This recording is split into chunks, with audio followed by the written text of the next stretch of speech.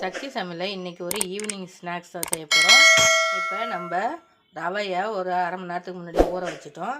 அதை அதுமாரி பிசைஞ்சு எடுத்துக்கங்க.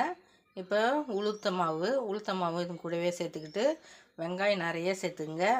நிறைய சேர்த்து நல்லா நீல வாக்கில் அரிஞ்சு நல்லா நிறைய சேர்த்துங்க. டேஸ்ட் சூப்பராக இருக்கும். இது கூடவே இஞ்சியும் பச்சை மிளகா கருவேப்பிலை கொத்தமல்லி எல்லாமே நம்ம நைஸாக அரிஞ்சு சேர்த்துக்க போகிறோம். இது நல்லா பிசைஞ்சிட்டு உப்பு சேர்த்து நம்ம இதன் கூடவே சோள மாவு கொஞ்சமாக சேர்த்து நம்ம பிசைஞ்சு எடுத்துக்க போகிறோம். இதில் அரிசி மாவே நம்ம சேர்க்கவே இல்லை.